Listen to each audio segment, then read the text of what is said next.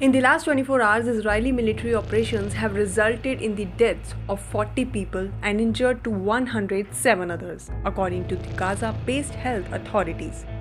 This brings the total number of deaths in the ongoing Palestinian-Israeli conflict, which began in early October 2023, to 40,105, with 92,401 people injured.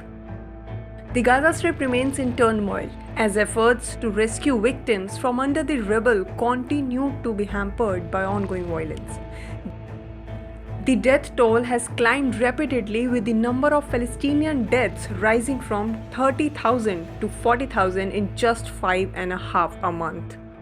Large-scale Israeli attacks have persisted over the past month, including a bombing on July 27 that struck a field hospital in Deir al-Balah, killing at least 30 people and injuring over 100. Now another bombing on August 10 targeted a school in Gaza City, which resulted in the deaths of over 100 Palestinians and leaving dozens more injured. On this, Israeli Defense Forces stated on Thursday, 15 August, that they are continuing their operations in Gaza, focusing on eliminating terrorists and dismantling terrorist infrastructure.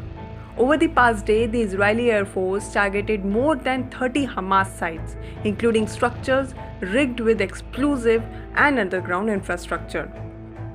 As this conflict was escalated on October 7, 2023, where Hamas launched a deadly attack on southern Israel, killed around 1,200 people and taking about 250 hostages, where in response, Israel launched a large-scale offensive against Hamas in Gaza.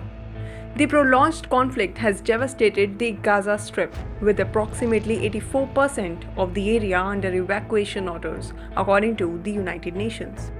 The humanitarian crisis is severe, with UN reports documenting multiple strikes on schools used as shelters, resulting in at least 274 fatalities, including women and children. The living conditions for displaced people are dire, with women and girls particularly affected by a lack of basic hygiene, privacy, and safety. As ceasefire talks were set to resume in Doha, uncertainty loomed, while many hoped for a resolution. Sohail Hindi, a member of Hamas political bureau, announced that Hamas would not participate in the talks without a clear commitment from Israel to honor a previous agreement. The situation remains tense now, with little optimism that the conflict will end soon.